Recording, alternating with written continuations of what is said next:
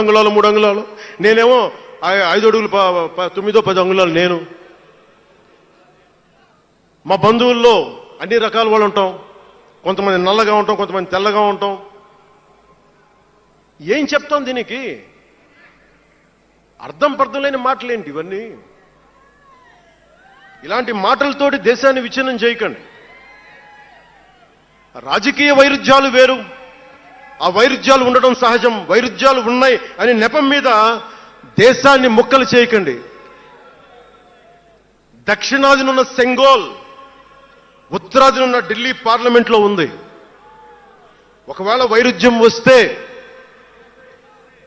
వేర్పాటువాదం విడిపోమని కాదు, అది కాదు, కలిసి పరిష్కారం వెతకమని. డీలిమిటేషన్ ఉంది ఈ రోజున. డీలిమిటేషన్ జరిగితే పార్లమెంట్ సీట్లు దక్షిణాదికి తగ్గిపోతాయి అంటే అసలు తగ్గుతాయా లేదనేది డిస్కషన్ పెట్టండి.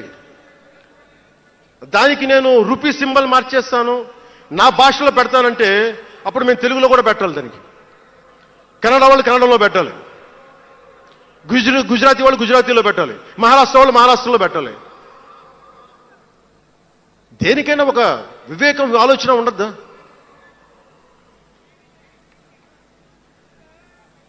ఉన్నత పదవుల్లో ఉన్నవారు మీరు చాలా ఆలోచించి చేయాలి. చాలా ప్రభావితం చేస్తాయి మీ మాటలు. ఒకటి విధ్వంసం చేయడం తేలిక, ఒకటి నిర్మాణం చేయడం తేలిక, కష్టం. నేను వివక్ష అనుభవించలేదు అనుకుంటున్నారా మీరందరూ? తమిళనాడులో పెరిగినప్పుడు 14 ఏళ్ల వయసులో నేను తమిళనాడులో పెరిగినప్పుడు మైలాపూర్ స్కూల్ ఉన్నారే, గొల్టింగ వాడ అని పిలిచేవాడు. నేను నాకు అర్థమయ్యేది కదా గొల్టీ అంటే ఏంటి అనుకునేవాడిని. అదొక డెరిగేటెడ్ టర్మ్ అది. నేను మా మాస్టర్ గారిని అడిగాను, రామ్నాథన్ గారిని అడిగాను, సార్ ఇంత మాదిరి சொல்றாங்க సార్, గొల్టీని சொல்றாங்க సార్ అంటే ఆయన నాకు ఒకటే మాట చెప్పాడు.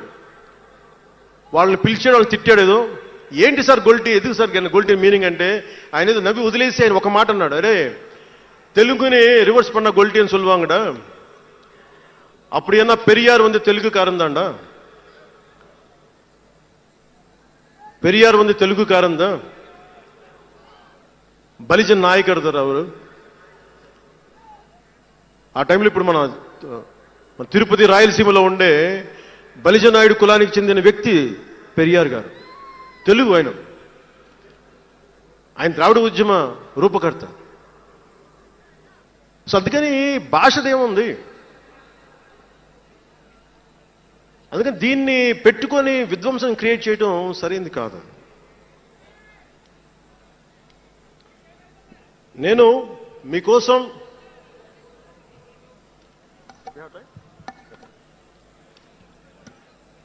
జన సైనికులకి, వీర మహిళలకు, నాయకులకు, అండగా ఉన్న శ్రేయోభిలాషులకు, ఆదరించిన ప్రజలకు, నమ్మి నిలబడ్డ సహచరులకు ఒకటే చెప్పదలుచుకున్నాను, మీరే నా బంధం, మీరే నా అనుబంధం, మీరే ఈ జనసేనానికి రక్త సంబంధం. మనందరికీ ఒక కీలక కర్తవ్యం ఉంది. దాని గురించి మాట్లాడుకోబోయే ముందు కవి శేషేంద్ర వాక్యాలు చెప్పి ముగిస్తాను. ఒక తరాన్ని ప్రసవింపజేయడం అంటే ఒక తమాషా కాదు, ఒక నిండు కళల జగత్తుని మేల్కొల్పడం. ఒక దశాబ్దన్నర రాజకీయ ప్రస్థానంలో అలుపెరిగిన పోరాటం చేసిన తర్వాత లభించిన చారిత్రాత్మక విజయం అది. అందుకని మీ అందరికీ చాలా బాధ్యతగా ముందుకెళ్దాం. ఈ విజయం పుట్టుకే 100% స్ట్రైకింగ్ రేట్. అందుకే దేశం మొత్తం చూసింది. ఆ బిడ్డని మనం కాపాడుకోవాలి, చాలా జాగ్రత్తగా చూసుకోవాలి. మనందరం ఈ బిడ్డ పట్ల ఎరుకుతో ఉండాలి, బాధ్యతతో కాపాడుకోవాలి. జనసేనాని శిశువు తనని తను కాపాడుకోగలిగే వరకు మనం ఈ బిడ్డని కాపాడితే అది పెరిగి పెద్దై సమాజాన్ని కాపాడుతుంది, దేశాన్ని రక్షిస్తుంది, విశ్వశాంతికి బాటలు వేస్తుంది. అందుకే ఈ బిడ్డని మనందరం కంటికి రెప్పలా కాపాడుకుందామని చెప్పి శపథం చేద్దాం. ఒక అవతారం, దాని పుట్టుక ఎలా ఉంటుందో మహాకవి శ్రీశ్రీ కవితా పంక్తుల్లో చెప్పి ప్రసంగాన్ని ముగిస్తాను. యముని మహిషపు లోహగంటలు మబ్బు చాటున కణేల్మన్నాయి. నరకలోకపు జాగిరమ్మలు గొలుసు తెంచుకు ఉరికి పడ్డాయి. ఉదయ సూర్యుని సప్తాహయములు నురగలెత్తే పరుగు పెట్టాయి. కనకదుర్గా చండసింహం జూలు విదిలించింది. ఇంద్రదేవుని మనపటేనుగు ఘింకరిస్తూ సవాల్ చేసింది.